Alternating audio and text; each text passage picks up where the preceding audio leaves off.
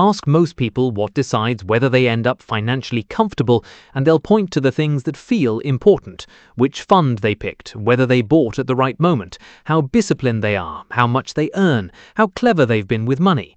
And the data quietly says those things matter far less than you would expect. The variable that predicts more than almost any of them is one that people rarely think about as a financial factor at all: your age. Not because older people are automatically wiser or richer or better with spreadsheets. Your age matters because it silently sets the terms of every money decision you make. Specifically, it decides one thing that governs everything else: how much setback you can currently afford to survive. And that number, your capacity to absorb something going wrong, shrinks a little every single year, whether you notice it or not. That is the lens for this entire video, and it's a more useful one than the usual top 5 money tips, because it explains why the right move keeps changing. A 25-year-old and a 55-year-old can be handed identical advice: put it all in the stock market or keep it safe in cash, and for one of them it's exactly correct, while for the other it's a slow-motion mistake. The advice didn't change. Their ability to survive a bad outcome did. Let's start where your capacity for setback is at its absolute peak. Your 20s. Your mistakes are cheap, so the real danger is caution. Here's something counterintuitive about being young and broke.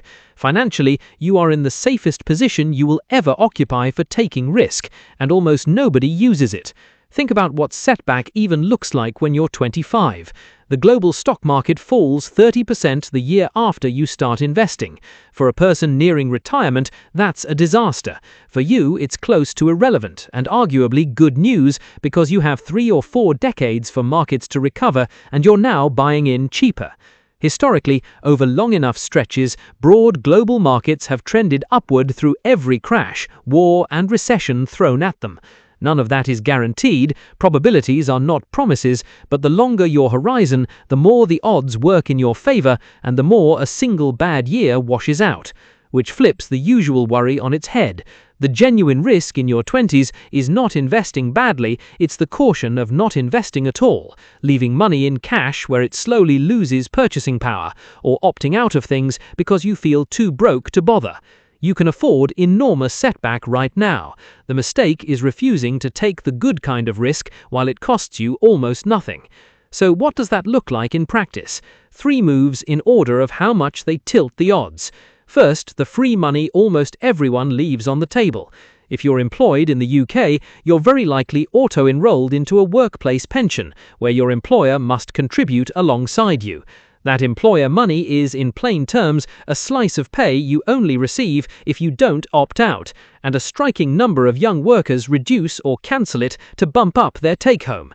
If your employer will match extra contributions on top of the minimum and you can find the money at all, matching that match is about as close to a guaranteed return as anything in finance ever gets. No fund reliably hands you an instant uplift the moment you pay in. An employer match effectively does, and turning it down is passing on a return no investment can match.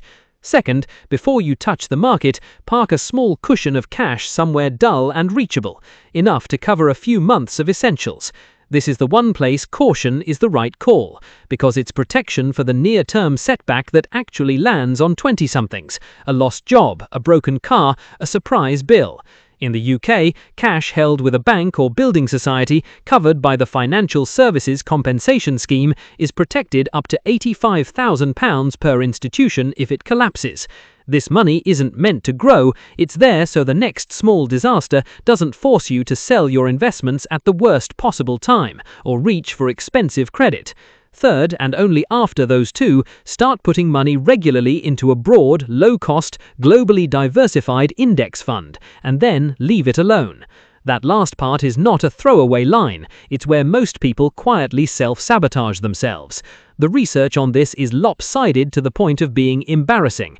The average investor tends to earn less than the very funds they hold, because they buy after prices climb and sell in a panic after they fall.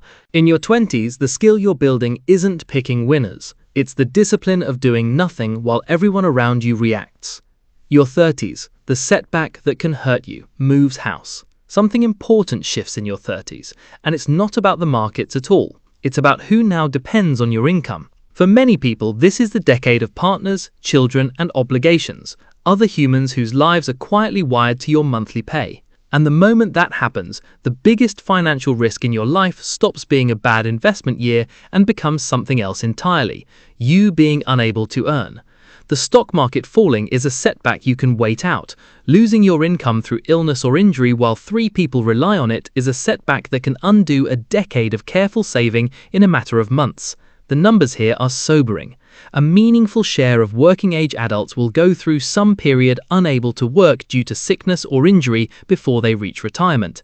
And yet, income protection and life cover remain some of the most underheld financial products in the country. So, the first 30s move is the unglamorous one. Match your growing risks with the right protection so that the type of setback you're now exposed to can't wipe you out. The second move is about a subtler drain, lifestyle creep. As income rises through your 30s, so almost invisibly does everything you spend it on. This isn't a character flaw, it's just the natural human habit of treating a pay rise as permission to upgrade. But the gap between what you earn and what you spend, your savings rate, is the single lever that matters most at this stage, and here's why.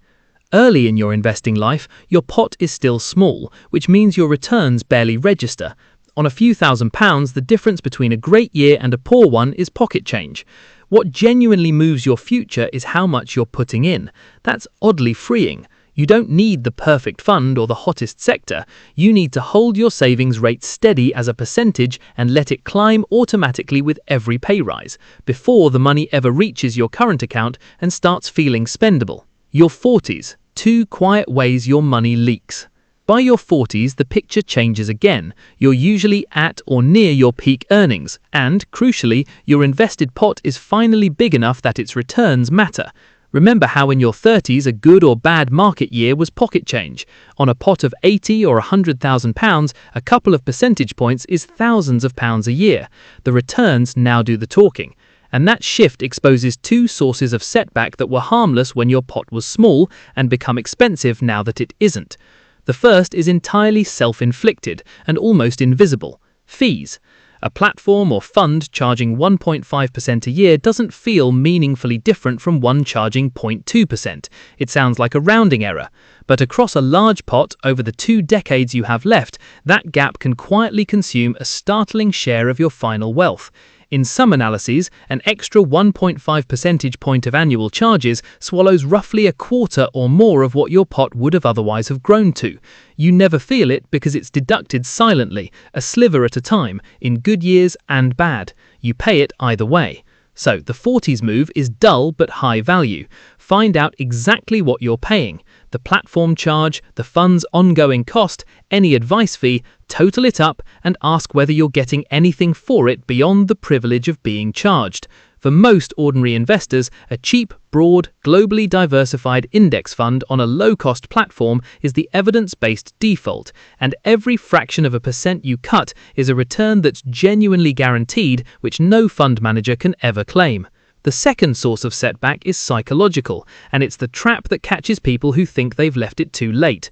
The 40s are when a person who thinks they've left it too late starts reaching for outsized returns to make up lost ground. A crypto punt, a single stock a colleague swears by, a complicated product promising the upside of shares with none of the danger. The behavioral evidence is merciless. Swinging for the fences to recover a shortfall is exactly how people convert a modest gap into a genuine catastrophe. Feeling behind is a feeling, not a plan. Cutting your fees and lifting your savings rate is a plan, and it's unexciting for the same reason it works. Your 50s, the one kind of setback you can't recover from. Now we reach the decade where the whole idea of this video becomes concrete, because in your 50s a new and specific type of setback appears, one that timing makes impossible to undo. For your entire investing life so far, a crash has been survivable, even useful, because you had years to wait it out. But a crash that lands right as you stop working, or in the first handful of years afterwards, is a different animal. You no longer have the runway to sit through the recovery, and if you're starting to draw money out of a pot that's just shrunk, you can lock in losses you never get back. This is called sequence of returns risk, and its cruelty is that two people with the exact same average return over 30 years can end up in wildly different places, purely because of when the bad years happen to fall relative to their retirement date. Same average, same discipline, different luck on timing, and near the finish line, that timing is a risk you can no longer afford. So the 50s move is a deliberate, gradual shift, not a lurch out of the market entirely. That just trades market risk for the slow certainty of your money losing value to rising prices, and you still need growth. But a steady rebalancing towards a mix that can absorb a shock without derailing your plans. The evidence doesn't reward panicking into cash. It rewards dialing down, bit by bit, how much of your future depends on a single good decade in the markets. This is also the decade for a tedious piece of admin that pays off surprisingly well, rounding up the pensions you've scattered across old jobs. The average UK worker changes employers many times, quietly leaving a small pot behind at each one, and there are billions of pounds sitting in lost and forgotten UK pensions right now.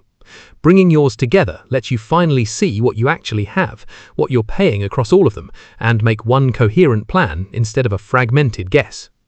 Your 60s and beyond, when living a long time becomes the risk. At this stage, the question inverts completely. For 40 years, the challenge was building the pot up. Now it's the strange, under-discussed problem of turning that pot into an income that outlasts you. And the central difficulty is a kind of setback you'd actually want, living a long time. A healthy person reaching their mid-60s in the UK has a real chance of living into their 90s. Plan your money to last 20 years and then live 30, and the final decade becomes a serious problem. The state pension gives you a foundation, currently payable from age 66 and rising, but for most people it isn't enough to live comfortably on by itself.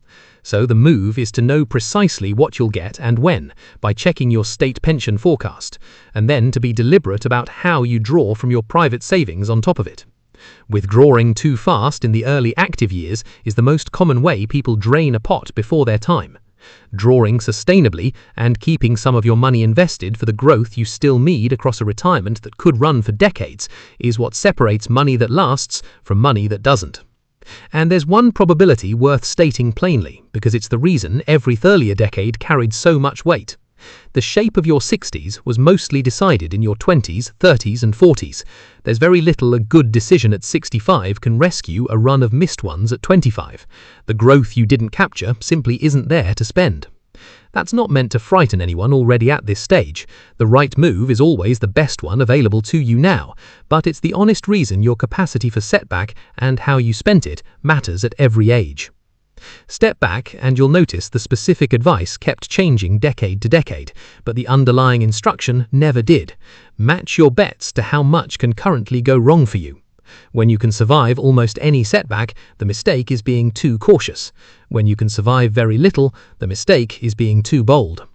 Everything in this video is a version of getting that balance right for where you actually stand, capturing free money while you can, protecting your income when others depend on it, refusing to let fees and panic quietly bleed a pot that's finally large, and pulling risk off the table as the clock runs down.